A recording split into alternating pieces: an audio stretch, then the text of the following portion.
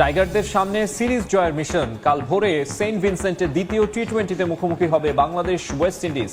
দলের হয়ে অবদান রাখতে চান শামীম পাটোয়ারি। বড় জয়ে গ্রুপ চ্যাম্পিয়ন হয়ে অনূর্ধ্ব-19 এশিয়া কাপের নকআউট পর্বে বাংলাদেশের মেয়েরা। কুয়ালালামপুরের স্বাগতিক মালয়েশিয়ার বিপক্ষে 120 রানের জয় লাল সবুজের প্রতিনিধিরা। কুয়ালালামপুরে টস জিতে ব্যাট করতে নামা বাংলাদেশ দুই ওপেনার ফাহমিদা ও ইভার ব্যাটে ভালো সূচনা পায়। উদ্বোধনী জুটি থেকে 45 রান পায় লাল সবুজ। 8 রানের ব্যবধানে 3 উইকেট হারালে কিছুটা চাপে পড়ে যায় বাংলাদেশ। সেখান থেকে জান্নাতুল মাওয়া খেলেন দারুণ এক ইনিংস, অপরাজিত থাকেন 45 রানে। ষষ্ঠ উইকেটে সাদিয়াকে নিয়ে গড়েন 62 রানের জুটি। আগ্রাসী খেলা সাদিয়ার ব্যাট থেকে আসে 19 বলে 31 রান। প্রতিপক্ষকে 150 রানের টার্গেট দেয় বাংলাদেশ। জবাবে খুব একটা সুবিধা করতে পারেনি বাংলাদেশের মেয়েরা। দলটার কোনো ব্যাটারি স্পর্শ করতে পারেনি 2 অঙ্কের স্কোর। সর্বোচ্চ 12 রান তারা পায় অতিরিক্ত থেকে। মাত্র 29 রানে অল আউট হয় স্বাগতিকরা। বাংলাদেশের হয়ে 5 উইকেট নেন নিশি। এর আগে নিজেদের প্রথম ম্যাচে শ্রীলঙ্কাকে 28 রানে হারিয়েছিল লাল সবুজের মেয়েরা।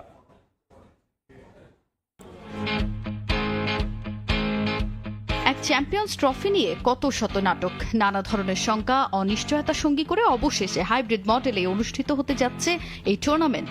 ভারত পাকিস্তানে গিয়ে খেলবেন আর পাকিস্তানও আয়োজক সত্ত্ব হারাতে নারাজ। এমন জটিল পরিস্থিতি থেকে উত্তরণে দফায় দফায় বৈঠক করে অবশেষে হাইব্রিড মডেলেই হয় সমাধান।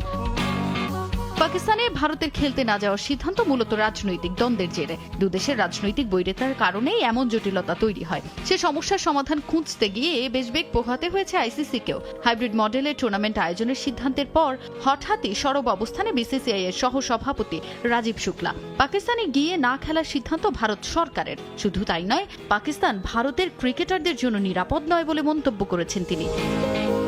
ভারতের ম্যাচগুলো দুবাইয়ে আয়োজন করা হলেও পাকিস্তানের নিরাপত্তা ইস্যু নিয়ে কথা বলতে থামেননি বিসিসিআই এর এই শীর্ষকর্তা। দল না পাঠানোর প্রধান কারণ যে ক্রিকেটারদের নিরাপত্তা, তা আরও একবার পরিষ্কার করেছেন রাজীব শুক্লা।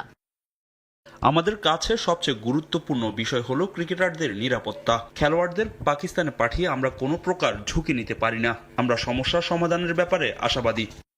এদিকে শুধু নিরাপত্তাই নয়, দুদেশ সমঝোতায় এসে সমাধানের পথ খোঁজার চেষ্টা করবে বলে প্রত্যাশা রাজীব শুক্লার। আইসিসির সিদ্ধান্তে দুদেশই সম্মত হবে বলেও মনে করেন তিনি। বিসিসিআই চায় প্রতিযোগিতা হোক হাইব্রিড মডেলে। আইসিসি চেয়ারম্যান বিষয়টি খতিয়ে দেখছেন। তিনি পাকিস্তান ক্রিকেট বোর্ডের কর্তাদের সঙ্গে কথা বলেছেন। আমাদের আশা ভারত এবং পাকিস্তান উভয় দেশ কোন রকম তিক্ততা ছাড়াই সম্মত হবে এবং বন্ধুত্বপূর্ণ সমাধান পাওয়া যাবে। চ্যাম্পিয়ন্স ট্রফি মাঠে গড়াতে 3 মাস সময় বাকি থাকলেও এখনো চূড়ান্ত কোনো সূচি প্রকাশ করা হয়নি।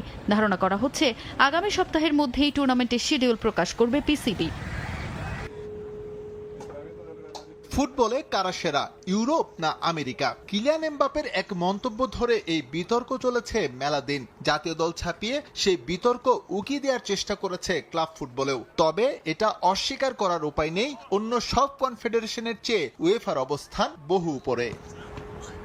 আর তাই বাড়তি সুবিধা নিয়ে ইন্টারকন্টিনেন্টাল কাপের ফাইনালে উয়েফা চ্যাম্পিয়ন্স লিগ জয়ী রিয়াল মাদ্রিদ। 18 ডিসেম্বর ওদের প্রতিপক্ষ Mexican club Pachuca FC. Play অফে কনকাকাফের চ্যাম্পিয়ন্স লিগ জেতা দলটা হারিয়েছে মিশরের আল আহলিকে। আর তাই পাচুকাকে মোটেও ছোট করে দেখছে না রিয়াল মাদ্রিদ কোচ।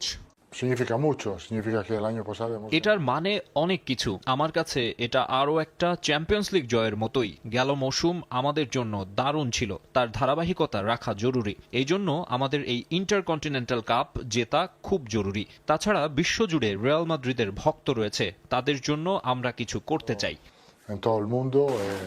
ধার কিংবা ভার সব বিবেচনায় মেক্সিকোর ক্লাবটির চেয়ে যোজন এগিয়ে রিয়াল মাদ্রিদ। তাই ফাইনালে সেরা একাদশ বাইরে রেখে স্কোয়াড সাজাবেন এমন ভাবনা নেই টিম ম্যানেজমেন্টের। তাছাড়া কোচের মতো ফুটবলাররাও ম্যাচটাকে নিয়েছে বেশ গুরুত্বের সঙ্গে। এটা সবসময় গুরুত্বপূর্ণ একে অন্যের সঙ্গে খেলা, বিশেষ করে সেই ক্লাব যদি অন্য কোনো মহাদেশের হয় তাহলে তো কথাই নেই। আমার কাছে মনে হয় এই ফাইনালের মধ্য দিয়ে প্রমাণ হবে 2024 সালে কারা সেরা দল ছিল। বুধবার রাতে কাতারের লুসেইলে মঞ্চায়ন হবে ইন্টারকন্টিনেন্টাল কাপের ফাইনাল। ঠিক 2 বছর আগে এখানেই 36 বছরের অপেক্ষার অবসান ঘটিয়ে আর্জেন্টিনাকে তৃতীয় বিশ্বকাপ উপহার দিয়েছিলেন লিওনেল মেসি।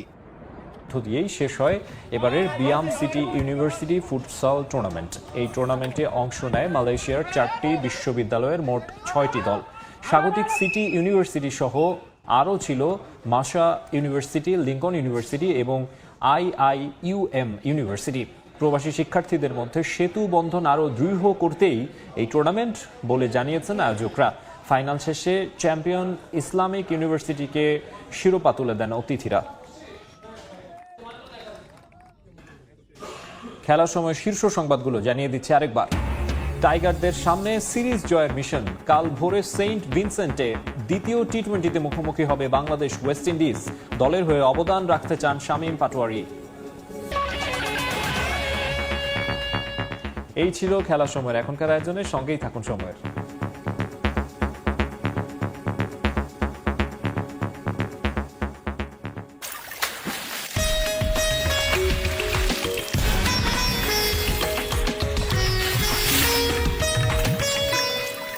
পাকিস্তানের পেসাররা সুবিধা করতে পারছিল না, তাই মোহাম্মদ রেজওয়ান উইকেট পাওয়ার আশায় বল তুলে দিয়েছিলেন পার্ট টাইম বোলারের হাতে। সালমান ও সাইম আইয়ুব বল হাতে রেজওয়ানের চাওয়া শুধু পূরণ করেননি, রীতিমতো ভেলকি দেখিয়েছেন। লক্ষ্য তারায় দলের বিপদে আইয়ুব ও সালমানের ব্যাটে চড়াও হাসি এসেছে। দুইজন গড়ে 141 রানের জুটি করে, যা ওয়ানডে ইতিহাসে দক্ষিণ আফ্রিকার বিপক্ষে পঞ্চম উইকেটের সর্বোচ্চ রেকর্ড।